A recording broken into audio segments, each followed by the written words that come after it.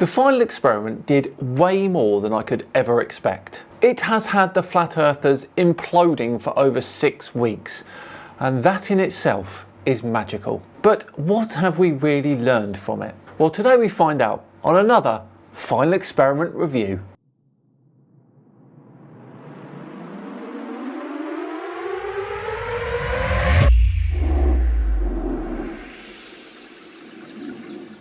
Hello all and welcome along to another video with me, Simon Dan. Thank you very much for joining me. Right, on with today's video, which is the 4th final experiment fallout review. It's been over 2 months now since Will Duffy took a band of explorers down to Antarctica to witness the 24-hour sun. 2 months of absolute turmoil for Flat Earth, which is starting to die down. And we've had a few debates in the last 2 weeks, most notably Will going up against old Flat Earther Nathan Thompson. I'll review that in a separate video. But not really much else has happened. So I thought I'd spend today's video looking at my predictions of the final experiment when I made a video back in October and seeing what we've learned from it all. So as I said, back in October, I made a video giving my honest opinion on what I thought was going to happen with the final experiment. Let's have a look at what I said and see how much I got right. So it is absolutely going to destroy their model when they witness the 24-hour sun in Antarctica. But it's not going to be as cut and dry as that, I don't think. Well, it certainly did destroy their model, and it definitely wasn't as cut and dry as that, was it? It's all going to go well, and then the event will happen. They'll get back. Jeran and Whitsitt will report their findings, and I think they're going to be ostracised from the Flat Earth community. Well, this did happen, but it happened way quicker than I thought it would. Jeran was very magnanimous in the live stream from Antarctica, and Whitsitt is, I think, there or thereabouts. But yeah, the Flat Earth community turned on them, and turned on them hard. There'd be shouts of shill and paid off, and whatever evidence they had was faked. Well, that definitely happened, didn't it? The amount of videos claiming it was all fake is quite incredible. Essentially, I don't think they're going to be believed. There might be a few Jeran and Whitsitt supporters who, literally believe everything they say, who take their word for it, but all of them will not believe it.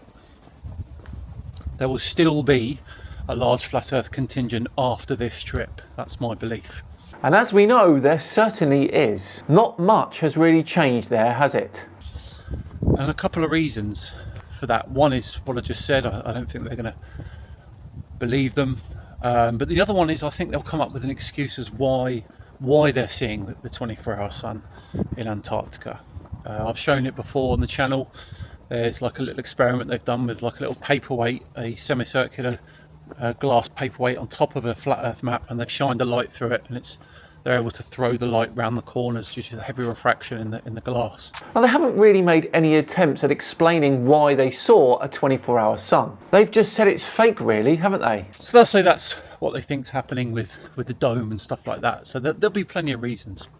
And I was chatting with Fight the Flat Earth the other day, and he made a great point, is that yes, Jeran and Whitsitt might say that the Earth isn't flat because of these findings in Antarctica, and yes, some other flat earthers might say, yeah, okay, we were wrong and stuff, but there won't be the end of their argument. They'll move on to something like geocentrism. So they'll be saying that, okay, the Earth's not flat, but it's definitely not moving, and it's definitely at the centre of the universe. This we've not seen much of. I thought there'd be way more deflection to other topics similar to Flat Earth.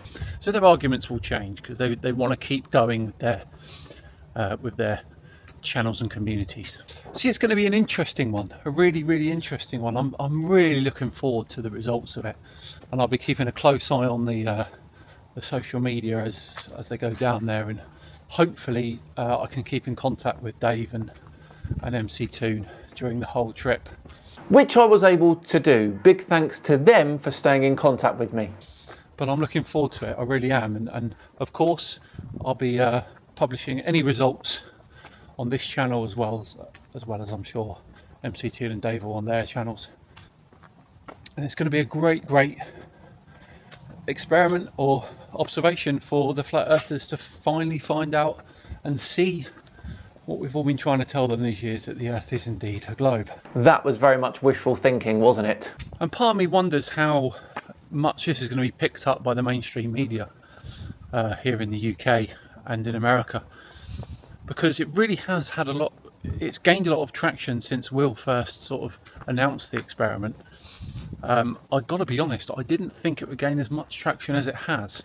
There's been a lot of arguing about it, and it'd be interesting to see if any media outlets in the UK and the US pick up on this and report on it. I think they will, but not till after the event. And they did, but not as extensively as I'd hoped. There were a few mainstream articles, but other than that, not a huge amount of coverage. And you know, we've had the reactions and stuff like that from the flat earth community. It'd be great to see actually if Dave and MC Toon can actually film the whole process of the flat earthers seeing the 24-hour sun and seeing their reaction, Jeren and Whitsitt. It would be very interesting to see that and what they make of it. Will they be magnanimous? Will they say they were wrong? Who knows? Which of course we got from the live stream where Jeren famously said, sometimes in life we're wrong. And of course the fallout from that will be monumental. Flat earth channels across the world will be talking about it and giving their opinion on it and giving their 2 cents, and either saying that they were incorrect and wrong, or saying they can't believe they were wrong. The beauty of it is I don't know what's going to happen, but rest assured I'll be there to document all of it and show you guys exactly what happened in the fallout.